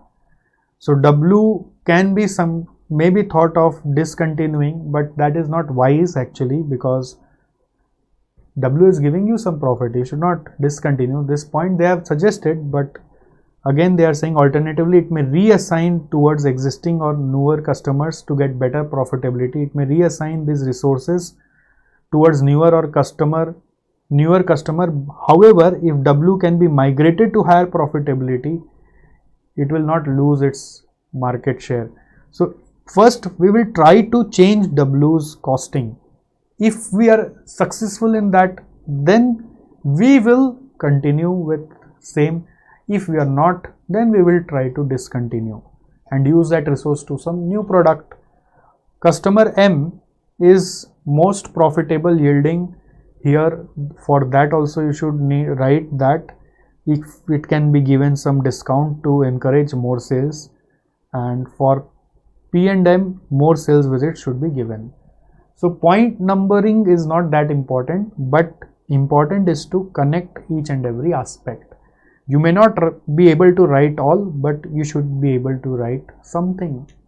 Okay, but something is not enough if it is marks weightage like 6 and 14. So you have to write in detail well enough. Okay, so this is about this one. Rest all customer profitability analysis question I am leaving on you for practice. There is no much input from my side. Just focus on the comment part once. You need to read everything once, and after reading, don't just do underline. Write some keywords in your margin so that next time when you study this, you don't need to study this entire paragraph, because revision is important and revision is always done in lesser time. So you need to write some keywords from this paragraph so that it helps you to recall the entire discussion over here. Okay, so only underlining is not enough. I have underlined here very judiciously, but underlining is not enough. Again I will say that you should write something like here sales return related point is there, then here rush order related point is there. So some keywords if you note, it helps you to recall. Here number of orders related point is there. Here sales visit related point is there. So something if you note here, it helps you in long run. Here discontinue with W is being discussed here. Discontinue or elevate, you can write like this, elevate W. Here we are talking about cash discount for M. Here we are talking about sales visits for P and M. So once you write these keywords, it helps you a lot in revision. So that only I want, that when you are studying this, you must note this kind of keywords from your reading, so that next time you spend less time on this. So guys, I want to do a last question with you, which is your question number 8. Okay, one more aspect was there. Here I missed reading with you, which is this 2 point, list of service organization and benefits of CPE. I already discussed, but these two are important. So example of service organizations are financial institutions like bank, hospitality services like hotel, travel agents, professional services like audit firms, law firms, consultancy firm, logistic and freight companies. Basically, you can write any service industry name. Okay, and benefits are, you can identify which customers are giving you profit or taking your profit away, which are eroding profitability or contributing to profitability, and it helps you to understand what constructive dialogue we should do between your customers. Constructive means when customer is coming, don't just ask, oh okay, come, you will take tea, you will take some snacks and go. That's not required. You should do some constructive dialogues, so that should help you to grow with that customer. So what I can do, sir, please tell me, so that I get more business from you. What are your requirements? So do offer them tea and snacks, but do some constructive dialogue. But you will be able to know that dialogue only when you will be able to realize this dialogue is needed only when you actually know what profit they are giving you.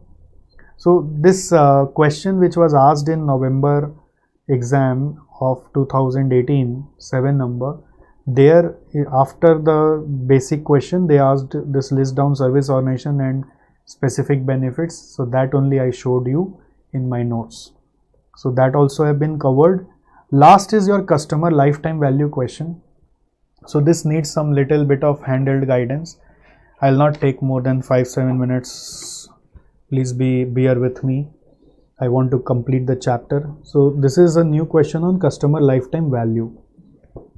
Cineworld is a movie theater located in a town with many colleges. So what is happening here? They are located in town whereby nearby very lot of colleges, universities are around. So town has substantial student population, most of whom are avid moviegoers, all want to go movie. Business for Cineworld has been low in recent years due to advent of streaming websites and that show the latest and popular movies online. However, the management of Cineworld continue to feel students would still enjoy watching movies on big screen along with the facilities and ambience that only a movie theater can offer. Okay, so they are positive about their business model. Accordingly, they have framed a plan to attract students by offering discounts on movie tickets.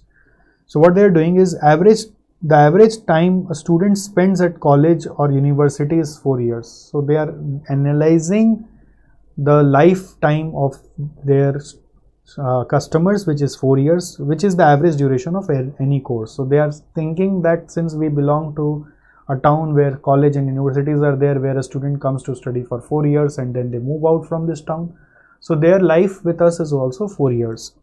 For a nominal one-time subscription fee, Cineworld plans to offer student discount on movie tickets for a period of 4 years. So what is the idea? They will ask you to buy some membership plan, and if you have taken that, you will get discount for 4 years.